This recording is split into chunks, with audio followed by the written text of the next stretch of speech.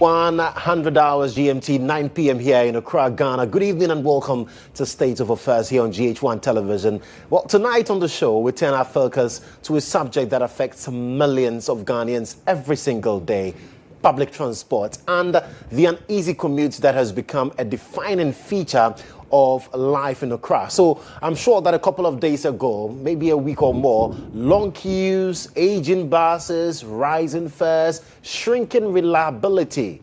Now the question is no longer whether public transport is under strain, but whether it is keeping pace with the city it is meant to serve. Quite a number of people having to struggle for long hours before they get vehicles, and when they do as well, they have to now battle the gridlock in the capital before they get to their various homes. Well, at the heart of this conversation is the Metro Mass Transit Limited, once envisioned as the backbone of affordable, safe and efficient urban mobility.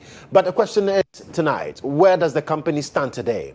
What role should it play at a time when congestion, cost pressures, commuter frustrations are at their peak?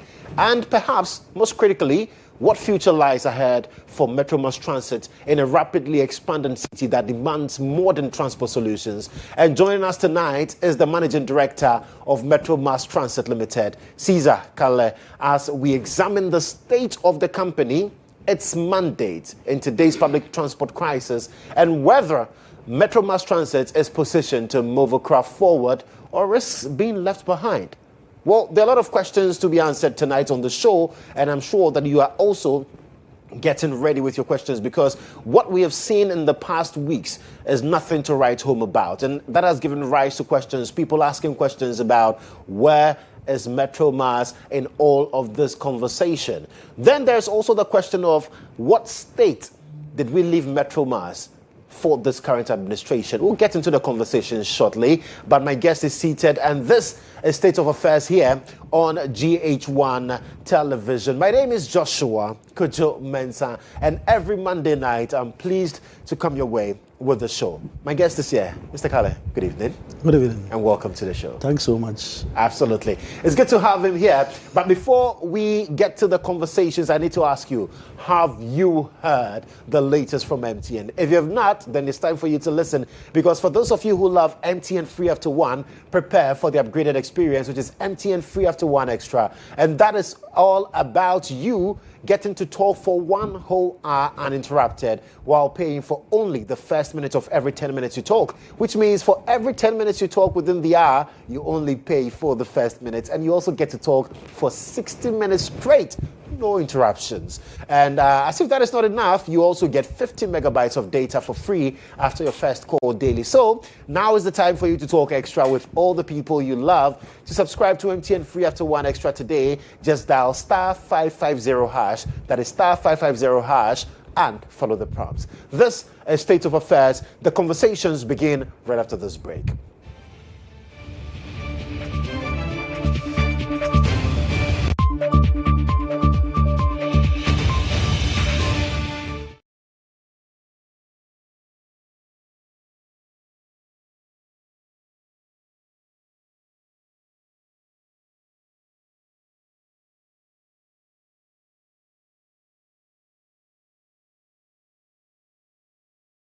This is State of Affairs, and my guest tonight is Cezario. He is the Managing Director of Metro Mass Transit Limited. Mr. Kale, welcome once again to the show.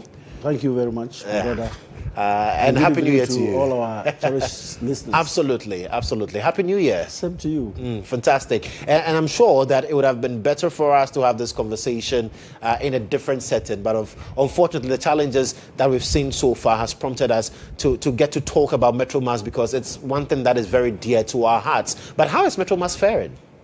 Well, I think Metro, thanks so much for the opportunity. I think Metro Mass is actually now, have a sigh of relief, contrary to the state at which we actually made Metro Mass, when it was panting for breath. It was panting for breath? Sure. How so? I say so because we actually took Metro Mass. Metro Mass was handed over to me at a time that, in fact, the whole company was in a sorry state, because things were not adding up in terms of our fleet levels, in terms of even the welfare of the the workers in terms of our income or revenue mobilization. But at least with the few months that I've been there as the MD with my deputy MDs, we've been able to put things together, and now Metro Mass is on a path of recovery. Because at the time, we realized when we took over, we realized that the company owed a lot of, even statutory, payments. When I talk about statutory payments here, I'm talking about Senate contribution by workers. When you deduct workers' contribution for Senate, you need to quickly lodge it into the Senate account. We are talking about glyco, that's tier 2. Immediately you deduct it, you must quickly lodge it into it. All were in arrears. Even GHOne, that Metro Mass used to collect fuel from. Yes. We owed GHOne a lot of monies. And they had to, I understand they were even almost dragged to court. They had to have prepare a payment plan. So there are a lot. So many companies who have hitherto done business with us in terms of supplying us with maybe spare parts and other things have dragged Metro Mass to court, and court have to come in to prepare a payment schedule for the company to be paying. And a lot more coming. Right. Again, even GRA, every month the payee, when they deduct with other taxes, it must be paid to the GRA chest. Yes. But all are in arrears. Serious. And so, even on top of that, when I took, I realized that even spare parts were not there.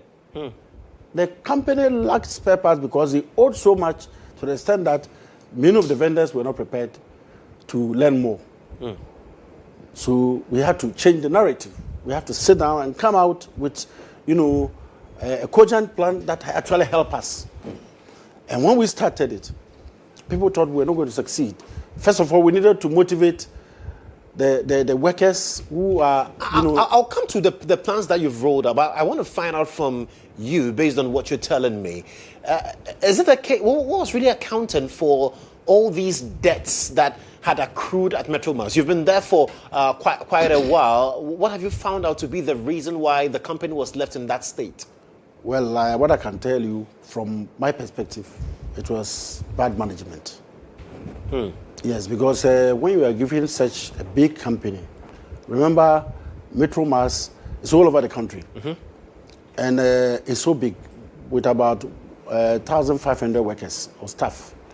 So when you have such a situation and you do not implement a potent management style, you are bound to have some problems, because these are vehicles we are operating, providing public transport all over the country. Now, the mode of collecting revenue out of these operations is one key issue that one need to consider. And when we came in, yes, the former administration implemented some IT solutions that are used to, collect the revenue. We have what we call it tap and go. Yes. There's a POS when, passengers, you go, you buy a ticket, a small card, and swipe and all those kinds of things. But we realized that the coverage was not up to 50%. So we needed to insist that if we want to actually maximize our revenue, one of the surest way was to ensure that at least the IT solution used in collecting revenue maybe it's 100%. And as I speak today, it's not actually 100%. It's about 95%. But it's an appreciation over what you met. Over and over. Right. Again, we also realized that their modus operandi in their procurement system was problematic. So we needed to also structure the way we procure things. Because if we don't do it well, some other parts that have already been procured will be recycled back into the company. So when that happens, it goes against the company. So we had to actually also look at the procurement issues. Then we had to also strategize and see how we are paying our debtors. Because you cannot continue to be paying a particular a company at the detriment of others, and others will send the case to court will find you with interest, and all those kinds of. So we realized there was no any cogent management plan. that could help the then management, overcome its predicaments. Yes, we know the company actually have a problem. But you see, if we look at the number of buses that were handed over to the regime when NDC lost, NDC handed over about 500 buses that were operational. In total, there were about 1,150 buses that were actually handed over. But among the 1,150, yes, 500 and above were operational. You could route them every day, now and then. And when you came, how many buses were operational? We handed over about 461 buses. Only 136 were operational. But you could only route between 115 and 120. And what had happened to the rest? They are on rocks. Some of them had minor maintenance, problems. With a minor maintenance problem, maybe some even breaks. Some even actually like ties, and they were packed. So again, we needed to strategize. Yes, we needed to actually strategize, get vendors who were prepared to accept our terms of payment, and give us, ties, spare parts, and other things on credit. And we make sure that when you give it to us, immediately they are supplied, we begin paying, poco a poco. By old management, we realized that wasn't the case. You see, imagine a company called Ghana Bus. There's a Ghana, the bus is known as Ghana Bus, supplied by a company. The company gave 2 samples of buses to the company, to Metromas, to experiment for some period of time. They collected this bus, experimented it nicely, which gave them revenue, but they refused to pay a dime. So the company sent the case to court. And the court, gave them judgment. And the court said they should pay 1, 2, 3. They still refused to pay. So the judgment that all are now all accrued interest. So something they should have paid between maybe 1.something million. Now we are paying over 3 million. How much of a challenge is that for you as managing director? Because now a lot of eyes are on you to see the company, like you said, recover or be in a state of recovery. How much of a challenge do you have, a Herculean task do you have as MD?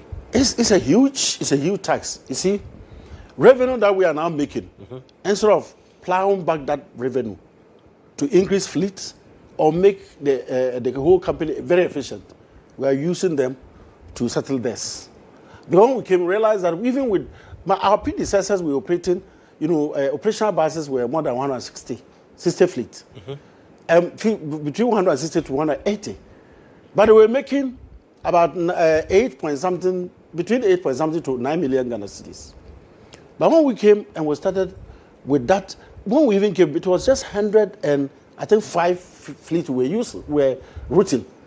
Because over time we maintained some of them and added to the one between the 150. We started realizing revenue between 13,000, 14,000. So 30 million and 40 million. Why? What was different from what you were doing to? That is what I'm saying. The management style is different. Okay. We ensure that one, our IT solution we are using to collect revenue, we intensified it and expand the scope to cover almost the whole country. We also ensure that, especially the monitoring, we realized that the monitoring system was so porous. We needed to ensure that some staff are, added to the monitoring pool to ensure that value for money is achieved. Again, as I said, our procurement system that were, serving as a drain to the company, we need to change the procurement system. And I'm the only one who will have to approve the last. Because we can realize that any officer at all who approve a procurement isn't to be done. Then proper custody of all these spare parts that have been, procured by the stores, we realized there were a lot of discrepancies. So we had to actually streamline things. And now the procurement system, yes, far better than we met. Our IT solution, and even parcels. You know, transport business, a lot of the revenue actually also comes from parcels and cargo. But I realized that the parcels, you know, anybody could just, I mean, any of the buses when it goes on the route, the conductor could just do any charges, and the person will account any amount at all he or she likes to, account for. And all these things cumulatively have affected the company in terms of our revenue mobilization. And you know, we are a non-subvented organization. Yeah. With that, it means that we need to mobilize the needed revenue and pay our workers every month. Yes. And let me tell you, even the most interesting aspect of this story I'm telling you, when we came, we realized that the least paid conductor was 770 Ghana cedis gross. You can imagine somebody having a wife, 2 children, they are all in school, with 770 Ghana cedis gross. Wow. So they were living, the workers were living by miracles. And when you do that too, you are encouraging the officer who is in charge of collection of money to pilfer. Because what he is sending home at the end of every month cannot send he or her home. So what we needed to do was to ensure immediately to increase the lower paid workers' emoluments. So as I speak today, the lower paid workers, that is the drivers, the conductors, and the mechanics. And when we came, they were receiving that low pay, as I've told you. Today, the lowest is 1,300 and above. So the person who was receiving around 770 Ghana cedis, hitherto, now he's taking home 1,300. 1,300. And so this has actually motivated. Okay. You know, it has increased the morale, boosted the morale of the workers. And everybody now is prepared to die for the company and to put up his best. An unmotivated staff definitely will never put up, their output more. No. Because everybody will come. You go to one the month and you are even afraid to go to a bank. Some of them had actually contracted loans. So that is the situation we met Metromas. But when majestically, myself and my staff and the management, we started putting things in place, today everybody at least can smile. And they have the hope that the trajectory at which we are going, Metromas will go places. But you put in place some stringent measures to curb pilfering, to curb how some staff were mismanaging things here and there. How has the reaction been to these measures that you have put in place? Well, initially when we came, when new management comes, the staff will have to succumb to whatever policies or new initiative you are bringing. Yeah. Yes, initially we realized that yes, there were some small resistance from some quarters using other tricks. But we managed to overcome all the other tricks people wanted to use to still circumvent the situation and, bounce back. And so, but for now, gradually everybody is understanding our modus operandi. And they believe that there's a way to go. Because we said, look, let's all mobilize the resources and put them in a common pool. Let it increase. And everybody will get a share. But if they are not sure of getting their share out of the huge money you are mobilizing, definitely they will use unorthodox methods or ways to pilfer. And that was the situation then. Today is a different narrative altogether. Now, there's also been the conversation about maintenance of your buses. Now, you mentioned that with the fleets that you met, some had minor challenges, including just brakes, but they were parked. Others had challenges with tires, but they were parked. Talk to me about the numbers and what you have put in place now to deal with that situation. Yes, I think now for maintenance, if we ask the company, especially the workshop attendants and the mechanics, they will tell you that when we talk about spare parts, we are just on top. As I speak now, for tires, it will take maybe another year before anybody will complain about the non-existence of tires. But when we came, cars used to park for more than a month because no tire is there. If you ask them, they will tell you that the minor spare parts like brake parts and other things, they are available. The only thing is that, you see, some of the buses that were procured for us, in fact, Because they are not popular in the terrain, some of their parts are quite very, very scarce. Okay. The Daewoo bus, for instance, have their suspension is in the form of a balloon, and you cannot easily get them. So some of those buses have been packed mainly because the spare parts are not available in the market. So we need to contract someone, and the person has to even import.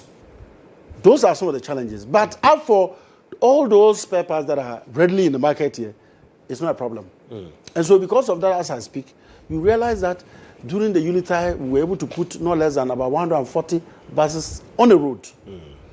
And you see, because some of the buses are not that good for our terrain, they easily break down. Like the Daewoo buses, for instance, they easily break down. If you use any of the Daewoo buses for a longer distance and come back, it must go to a workshop. But the buses that are actually sustaining us are the VDL, the one you are just watching. Okay. These VDL buses are very robust, and they are very good for our terrain. In fact, they are the buses actually surviving the company because they don't easily break down like the Daewoo bus, standing there. Right, right. So as we speak, I mean, we are also being told, or there's been that conversation surrounding some of the buses being sold. What is the story? What is the real happening with the sale of buses? Yes, really when we came, apparently my predecessors had scrapped some buses shortly before we came. I think that was in November, between November and December. They had scrapped no less than 300 buses. And well, when we went into we went to the books. There's always a report generated after any, major sale of scraps. Our policy is that we don't sell buses in whole; we scrap them. Okay. And the reason and that's legal. And that's the wisdom behind it, is that, we are a competitive market. We are competing with the other private operators. If we sell a whole bus, some private operators will buy the whole, go and repair them and put them back on the road. And they'll come and compete with you on the same road. Yeah. And so because of that, they don't encourage wholesale of buses. They rather scrap them. Okay. Now, and before a bus is scrapped, it means it cannot be repaired at all. We call them unserviceable buses. Okay. So when we came, we realized that our predecessors, our colleagues, had actually, scrapped a lot of the buses. And when we went to the report, we realized that some of the scrap buses were sold as low as 2,200. Yes, 2,200. Cedis or dollars? Oh, cedis. Others 2,000. And you see, they will lump some four together and sell, and maybe 150,000. And 150,000, if you divide, how much? If I have 4 buses sold at 160,000, you'll be getting 40,000. You'll be getting some 40,000, some 2,500, some 20,000, some. But how are they valued before such sales are made? Well, we have consultants that the company was engaged, and the consultants over the years that have been used by Metro Mass is STC. STC, they are, our number one consultants in terms of bars, especially when you are scrubbing or when you're even doing training and other things. So they consulted STC, and they come out with evaluation prices. But you see, our concern is that some of the buses were actually, valued so low. Because similar buses that we are going to sell, we have a particular bus, one of them, parked somewhere in Tema, in somebody's yard. The person apparently is building and is, fast enclosing the whole space. Right. So we had to seek the authorization from the Flagstaff House, get the necessary approvals to scrap it. To scrap that bus. And that bus value is over 40,000. Same bus were scrapped by our predecessors, and they were at a very low cost. So you ask yourself, what was the difference? So we feel that maybe something went wrong. So are you commissioning an audit into that? Well, we are letting it go.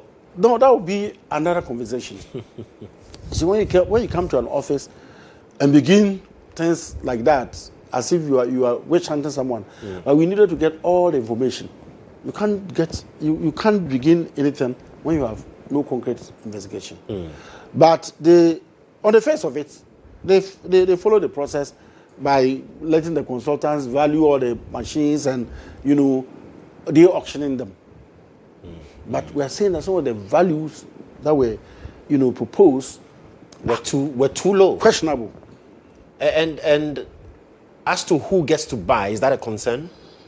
Or who it's sold to? We are not even much bothered about those they sold to, but at least the value generated out of it should be something substantial. That a whole bus, look, those buses even without an engine, okay, it's the value is huge. If we're giving it to scrap dealers, the value is huge. So it's unthinkable to get a bus even without engine and maybe axle, and you go and sell it to 2,200. Common logic. And that's a bus. That's a bus. That's not a motorcycle. No. And you made mention of the fact that about 300 of such vehicles were scrapped. Yes, 300 of the vehicles were scrapped. Is that a norm to have that many vehicles being scrapped? And do you believe that indeed all those vehicles had to be scrapped? Well, that is the question people must answer maybe tomorrow.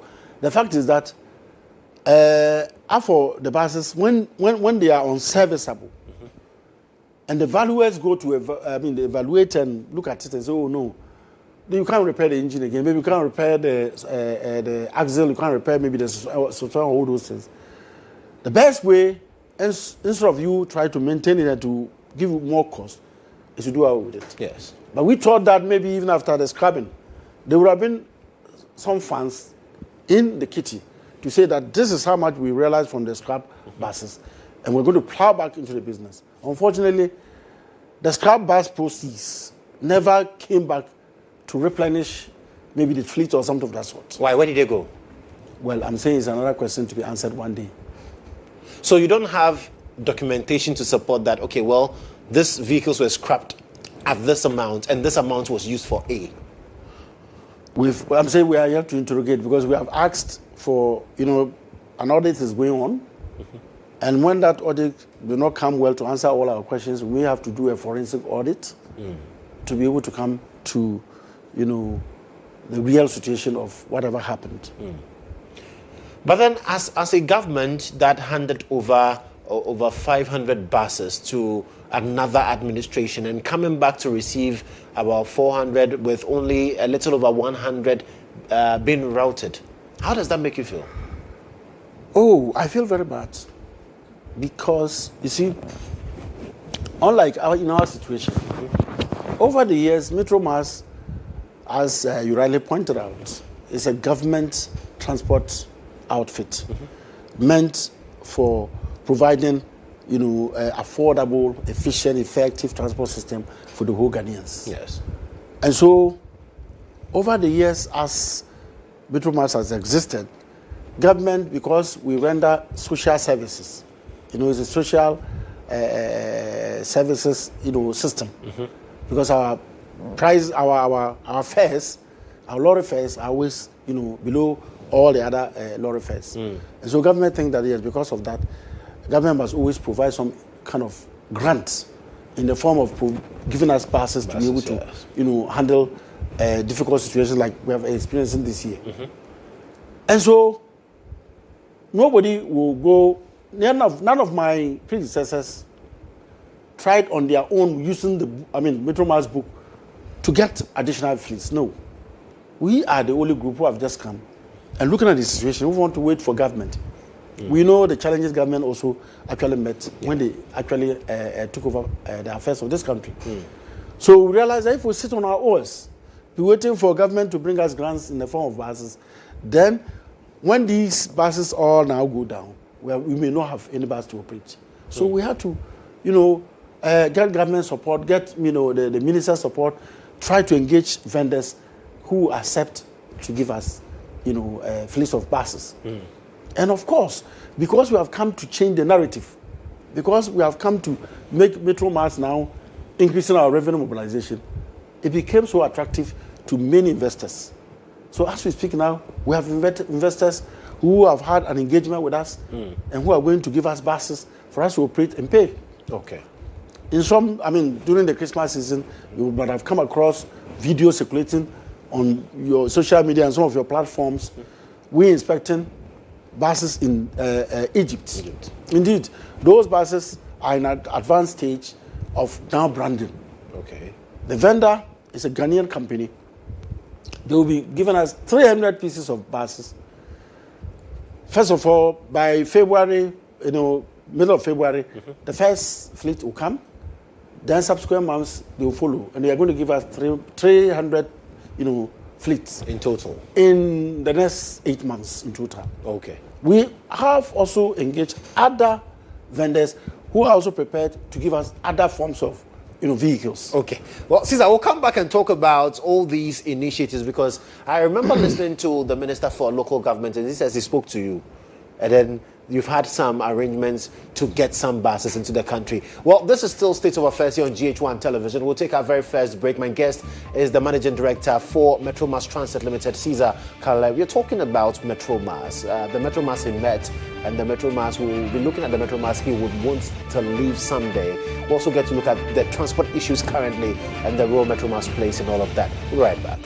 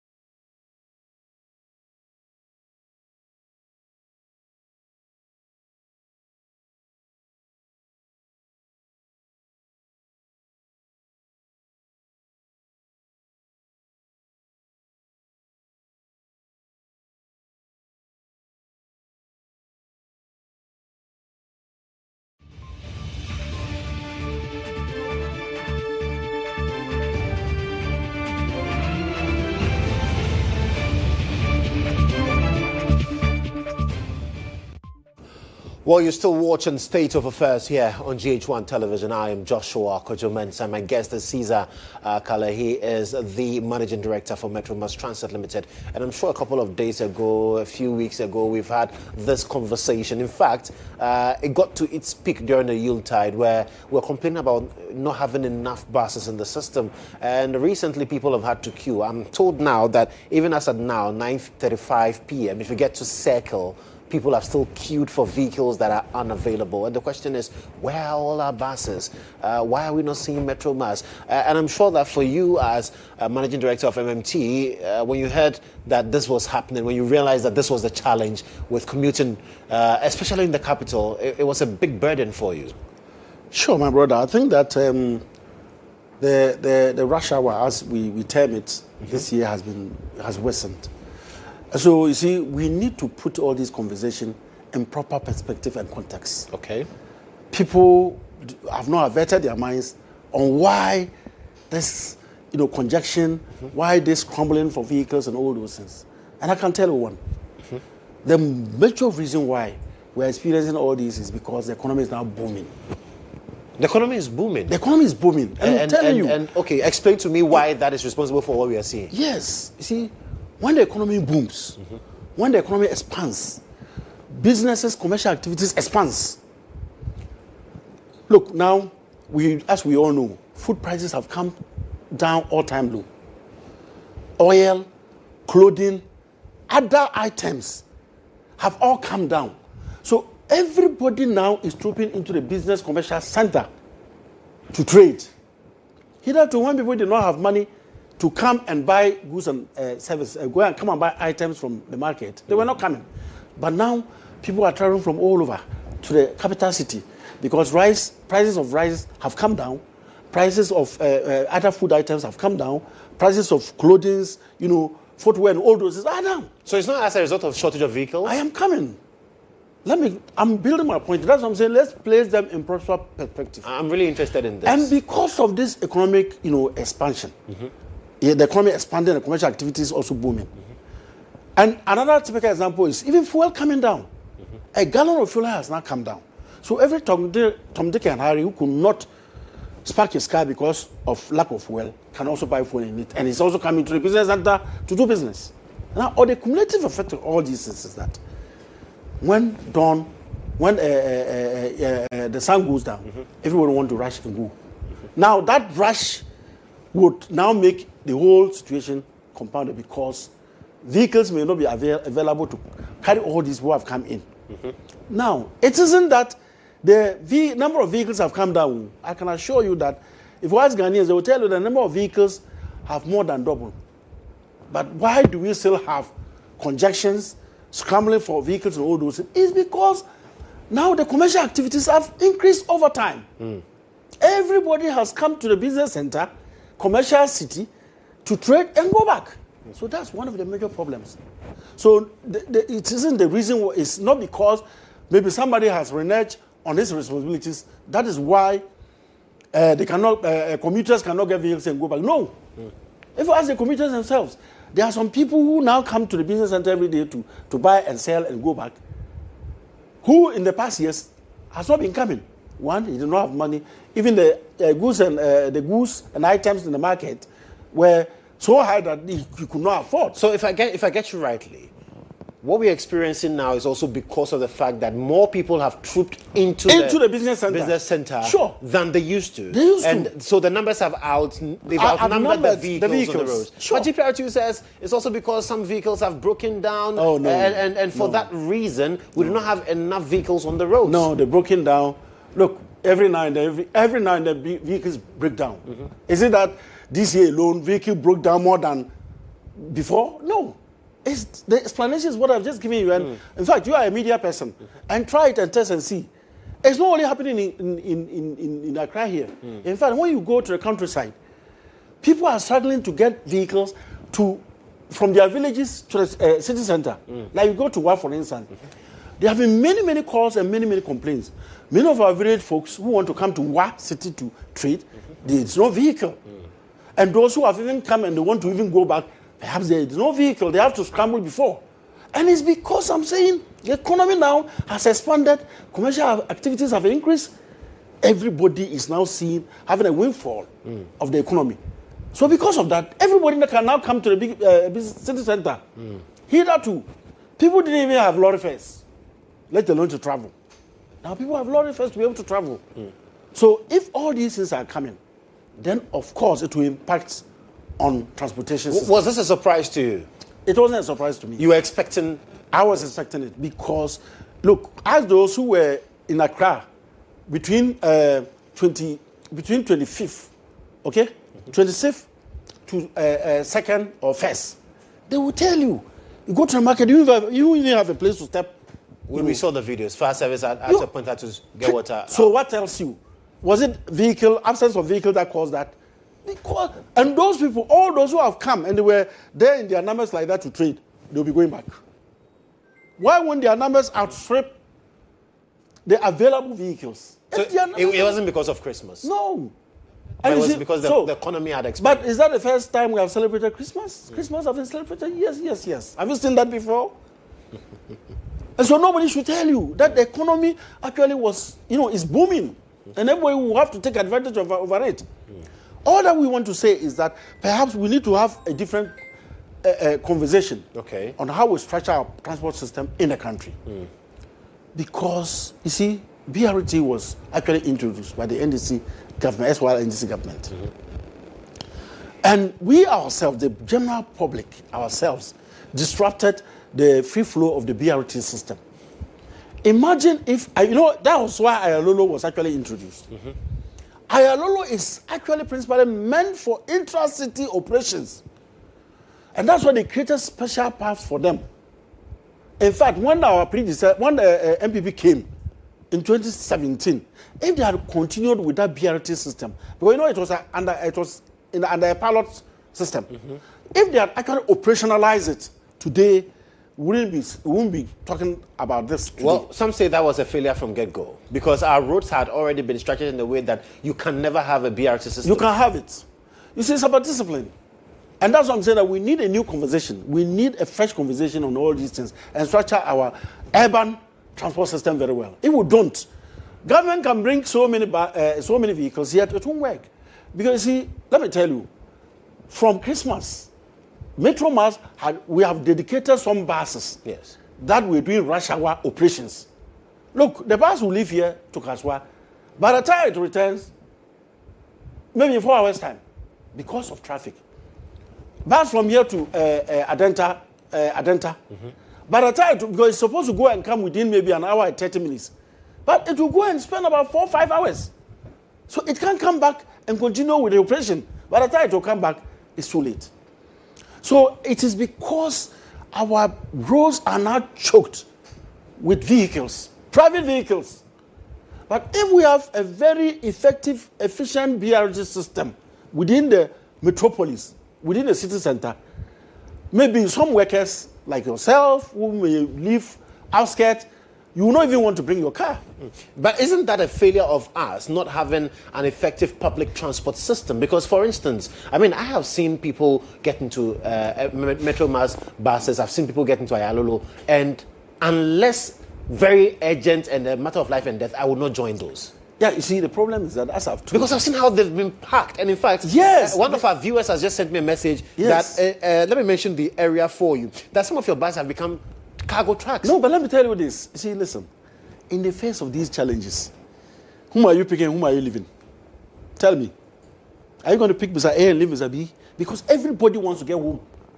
And so it's not like it's a fault of even the driver or the conductor. It's our own side because everybody is jumping into it. You can't prevent it because desperation has set in that when it's a 6, 7 and the person is going far, he's not getting a vehicle. When there's a vehicle here, if you jump in and you say you should drop down, and you won't drop. But isn't that the discipline you are talking about? So what will you do about it? Because it's a desperate, movement, and anybody who is in that car will be even sympathizing with the colleague who is joining, even though it is full. So I'm saying that we need a different conversation altogether on this whole transport system within the intercity center. But you see, the mistake people also make is that they think when they talk about Metro Mass, yes, we are supposed to provide mass transport system for every Ghanaian. Yes. And in fact, one of our cardinal role is to serve the underserved communities. So Metro Mass vehicles are not just to be within the city center and providing intercity transport for Ghanaian commuters. No. It's also supposed to go to the hinterland where private operators will not go because of the road. So over the years, we are serving the rural folks from one village to a district center, and even from a district center to a regional center, from a regional center to the capital city. And so that's why our vehicles are not enough, because we are serving the whole country. Unlike intercity, you see, intercity, they go on long haul. Yes. From here to Bolga to regions. They go to regional capitals. They don't go to the hinterland. Hinterlands. Right. Ayololo, in fact, they are actually for the intracity. Intracity, yes. But as I said, Amasamantu, the reason why Ayololo has not been much effective is because, you see, we use special routes. So here, this conversation, the Minister for Roads and Highways needs to come in. There should be an interministerial dialogue on this. Local government, Minister of Transport, and Minister of Roads and Highways. All these ministries must come together. We sit down and jaw. And maybe a consultant can be, a team can be put in place to study the whole metropolis, not only Accra, even Kumasi. Yeah. So that they create special paths for intracity buses, long buses like this one, Ayololo buses, so that effectively we will be able to change the narrative. Short of this, now that the economy may even do better in this year, you can expect more to happen.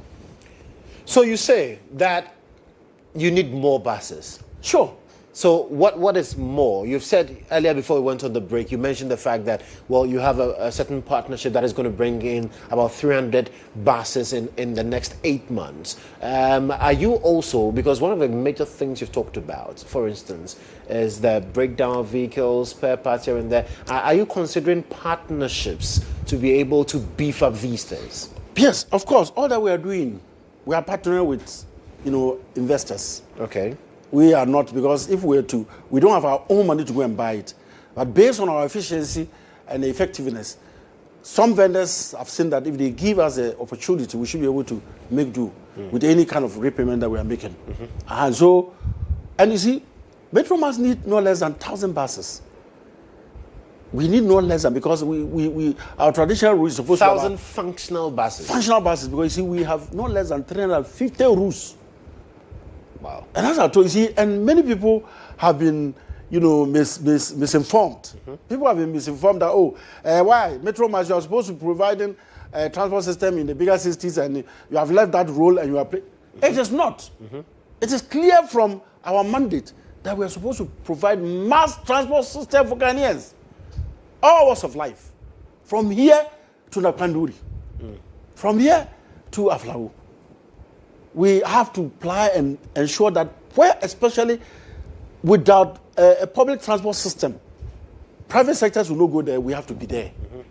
Because, in many of the roads that are so bad, look, to be honest with you, when I was growing up, and I was brought up in the bigger city anyway, but when I went to my village for the first time, I used not to like the place, because you can only come to the city center in market days. And as I speak to you today, you go to portions of Upper West, some villages, they can only get vehicle to come to the city center on market days, which is unacceptable.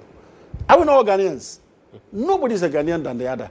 So if we are providing transport system within the metropolis, we must provide same in the hinterlands. So everybody will enjoy. But you see, let me tell you, one of the major infrastructure that you need in every country in the world that facilitate the livelihood of individuals is transport, especially road transport. Yes. And it's now a right. It's a fundamental human right. So Metro Mass is poised to ensure that we work with even individuals, companies, to be able to route. So if there are people who are listening or watching us today and feel like, well, we believe in the vision that has been shared by Metro Mass and we also want to partner, they can see your outfitted and you can take it from there. Everybody is welcome. Provided you are a proper company, registered Ghanaian company. Come, partner us. We'll tell you the modalities. Right. And with the management style that we have today, nobody will put out his money into the drain. You definitely recoup it, because our management style is said that all the buses that will come will run efficiently revenue will be mobilized efficiently because now we have put all measures in place to ensure that every city is accounted for.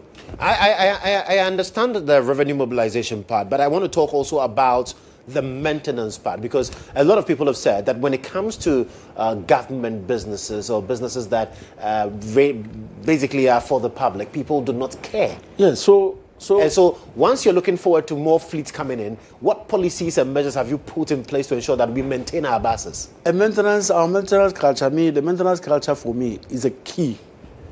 Because if we don't maintain the cars, and that's how come even we are in the process of ensuring that our technicians, we have big workshops, and we have our technicians there who, in fact, but for them, we can't even bring a single bus on the road. We are functioning out packages that will motivate them the more. That when any of the technicians goes to work, he's prepared to be there 24/7. And when that happens, many of our vehicles, when they go on the road and come, and you need to just do some small maintenance, they'll be there to do it. Apart from that, in fact, maintaining the vehicles are so dear to our hearts. So because of that, we are ensuring that we get procurement system that will give us more of the spare parts, more of tires, because the tires are genuine. Right. Our filters, our brake pads, and all those things, our oil and all, they are very, very, very genuine to us. So ahead of time, even as we are preparing to bring in buses and we know they are coming, we are also preparing to go through all those procurement systems. Okay. So that we ensure that when new buses come, it will not be after it has broken down, then you are now going to Abosuoka to go and look for spare parts. Yes. That one will not work well for the free. Then we should be having an assembling plant here in Ghana. Sure, I encourage assembly plant to be here because we have the free zones. Yeah. The free zone enclave is there. Well, and I've heard and I've come into contact with some international investors who wants to see if in future they could have some assembly plants in Ghana here. And I think that's the way to go, because when that happens, maintenance will also be efficient. And mind you, these vendors we are dealing with, we are not just dealing with them, we also have after-sales service. Even the maintenance of the vehicles, they will be part of it, because some of our mechanics need to be trained, given modern training to be able to handle some of the maintenance demands.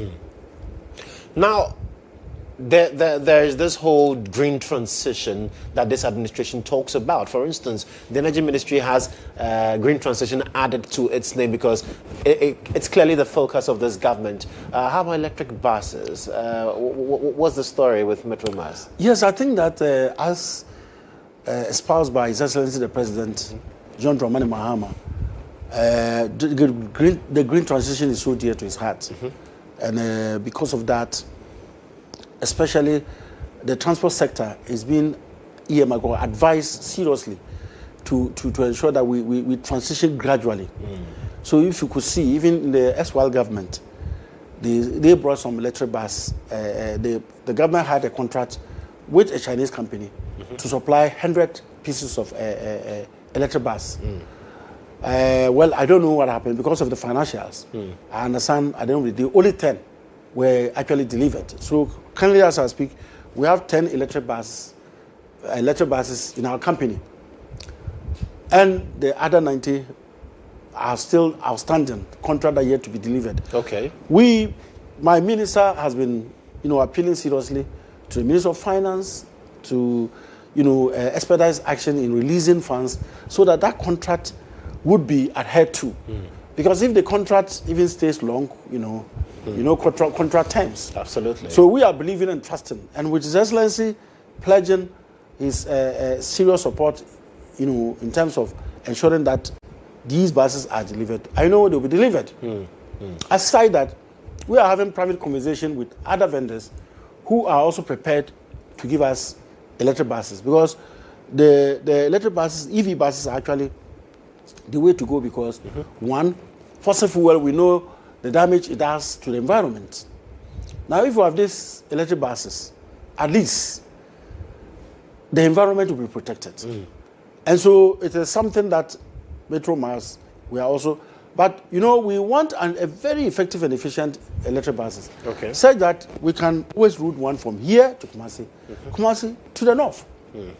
So in line with that, already we have even contracted a private vendor who has already built some charging points within our yard. He's going to replicate that in some of our terminals in preparation towards receiving more electric buses. And we are also thinking of even going to the outside, the capital city, going to the various regions. And all these things are, something we want to partner with private sector. Right. And when that happens, we'll be ready. So you're open to that partnership with private sector? Precisely, 100%. Okay. Any company, for us, you see, come tell us, bring your proposals, we'll go and look at your machines. If we're comfortable with the specifications, we'll sign a deal. One of my viewers says he'll be coming to your office one of these days. You'll be warmly welcome. To get that done because he has some investors who are interested You'll in be this. warmly welcome. Absolutely. But then talk to me about the cashless system. Is that what you said you scaled up to about 95% now? Sure. The one that was launched by the previous administration? Sure. But why was it at 50%? Why was it not performing? Well, when they you see, transitioning a major regime to another one is problematic. Because, Ghana, we have more rural folks. And, our buses go to all the rural folks. Yes. Now, the rural person may not understand, or doesn't even know how she'll be able to get a card, so you come and swipe it on the POS, and it will come to our dashboard. So, and some of our workers, even in some of the places, were resisting it, because it was coming to seal their, preferring paths. So all those things accumulated, and so our former management decided to, pilot them and implement them gradually. So when we came and met, we said, no, we have to go full. So you scaled it up because it was a great initiative that was bringing in very good funds for Metro Mass. And we came and also even helped the vendor to now strengthen the system. Right. That you cannot easily pilfer. Yes, for the Ghanaian, how to pilfer. You can do anything, they will do it. But we want to minimize it up to 0.000. So, Mr. Kale, what kind of Metro Mass do you envision by the end of your tenure? By God's grace, I envision Metro Mass to be #1 transport operator in the sub-region of Africa. Because you see, not only are we looking at the machines we're going to operate, we're also looking at the terminals. In fact, I envision ultra-modern Metro Mass terminals in the whole country. If you go to my yard now, you will not be happy because a big, vast land will not be able to develop into an ultra-modern bus terminal, bus terminal. And so we are also looking at building ultra-modern bus terminals across the country. Every region, all our branches will ensure that when you enter there, this is a bus terminal, where you have a comfortable place to stay, where you may have a small restaurant, where you have a place of convenience, where you even, perhaps have a place to sleep in case. Because so we are thinking about building some hotels in some of our terminals. Okay. We are thinking about building parking lots in some of our terminals, where some other people can come and park their cars, and a small fee is being charged. A proper place of convenience, and even wash rooms where people can easily wash themselves down and all those kinds of things. So, as I speak today, plans are far in advance. An investor is going to develop our Boise terminal. For us, Tamale now, the Ministry of Transport is developing the Tamale terminal. Our ultra-modern terminal will be coming to the main headquarters. Okay. Then also, even in Kumasi, Port Junction, we have a vast place. We want to develop it. So I envision a Metro Mass that will perfect all these things at the end of my tenure. Right. And I envision a Metro Mass that will have no less than 2,000 buses at the end of the 4th year. That's a huge ambition there. So that when we say public transport system, it's really public transport system. Yes, people think that when you do that, you may collapse some people's businesses. But the fact is that if you want to follow this small trot business, they cannot contain the situation. And rather, instead of helping the situation, they are worsening the situation by charging unauthorized fares. Yeah. So public transport must be public transport. Public transport must be public transport. Absolutely. Just like what's happening elsewhere in the world. Right. Mr. Kale, we need to go, but quickly find out from you. I mean, some time ago, there was the conversation about a measure between STC and Metromas. Is that still on the table? A measure? Well, I've not heard of that measure anyway. Okay. We still are separate entities. In fact, the MD for STC has ever been a Metromas MD, and he's my very good friend, and we talk every now and then. Right. Well, thank you so much for coming, Mr. Kale, and it's been an insightful conversation.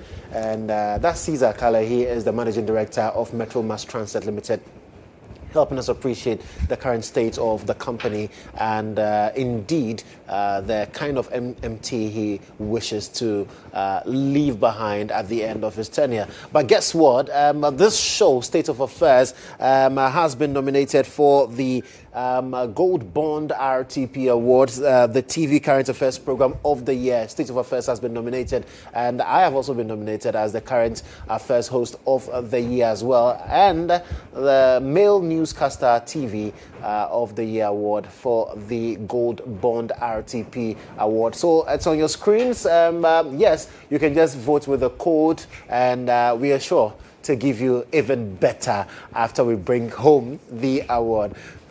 Right, thank you so much for being a big part of the conversation tonight. I am Joshua Kodjo Mensah. But before I go, I need to tell you about MTN Free After One Extra. So if you're like me, you love to talk so much with the people you love, well, prepare for the upgraded experience, which is the MTN Free After One Extra. And what that is about is that you get to talk for 1 whole hour uninterrupted while paying for only the first minute of every 10 minutes you talk. So every 10 minutes you talk in the hour, you just pay for the first minutes, and you get to talk for 60 minutes straight, no interruptions. And you also get 50 megabytes of data for free after your first call every single day. So now is the time to talk extra with all the people you love, and subscribe to MTN Free After One Extra today by dialing *550#. That is *550#, and follow the prompts. Do have a wonderful evening.